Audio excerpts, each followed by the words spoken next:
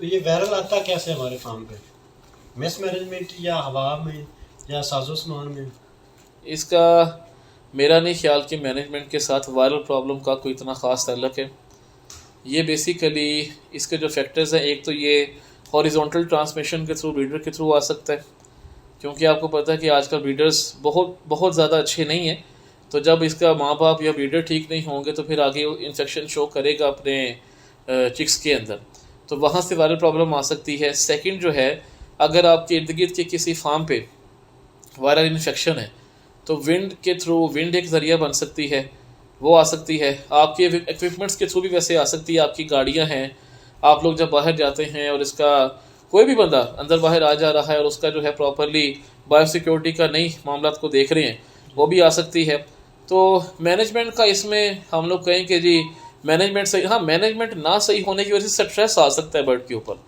जब स्ट्रेस आएगा तो वायरस अगर इर्द गिर्द मौजूद होगा तो उसको अटैक करने का टाइम मिल जाएगा। ठीक है, तो बेसिकली ये हम एक प्रॉपर तरीके से नहीं कह सकते कि वायरस क्यों वजह से आएगा। इसके फैक्टर्स यही हैं तकरीबन। कैसे बचा जा सकता है वायरस से? हम इसके ख़िलाफ़ जो है वैक्सीन्स करते हैं। आपको पता है कि एनडी किल्ड की वैक्सीन भी होती है। एनडी एक वायरल प्रॉब्लम है। जितनी भी वायरल प्रॉब्लम्स हैं उनके ख़िलाफ़ ही हम वैक्सीन्स करते हैं। बैक्टीरियल के ख़िलाफ़ तो वैक्सीन्स नहीं होती हैं। मतलब हम लोग आजकल वैक्सीन हैचरीज पे भी हमने शुरू कर दी है, आई ड्रॉपिंग शुरू कर दी है। इंजेक्शन फॉर्म में हम लोग किल्ट लगवाते हैं, हम लोग इसको पिलाते हैं, हम लोग 16वें दिन तक इसको जो है एंटी क्लोन भी पिला रहे होते हैं। तो बेसिकली अगर आप इससे बचना चाहते हैं तो एक अच्छी कंपनी की वैक्सीन एक आपको किसी हद तक सपोर्ट कर सकती है। सबसे अच्छा तरीका कौन सा है वैक्सीन करने का? उसके एज पे डिपेंड करता है। मतलब लेट्स से कि आपका डे ओल्ड एज है तो मैं समझता हूँ कि उसको वैक्सीन उसकी उधर ही होनी चाहिए, हैचरी में, ऑटोमेटिक इंजेक्टर्स के थ्रू, क्योंकि उसके अंदर एक बड़ी उस तरह की जो प्रॉपर डोज जानी चाहिए वो डोज जाती है।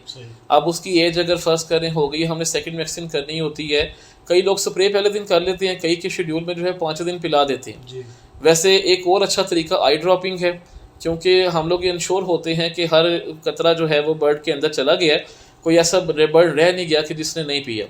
अब जैसे कि हमने गंभोरो करवानी है 10वें दिन, तो हम उस टाइम तो रूट ऑफ एडमिनिस्ट्रेशन नहीं कर सकते कि इसको टीका लगाएंगे, उसको हमने पिलाना ही है। तो मुख्तलिफ एज पे इसके मुख्तलिफ रूट ऑफ एडमिनिस्ट्रेशन जो है वो हो सकते हैं। लेकिन छोटे चूज़े के लिए बेस्ट रूट ऑफ एडमिनिस्ट्रेशन जो है ना वो हैचरी में उसकी ऑटोमेटिक इंजेक्टर्स के थ्रू ही है।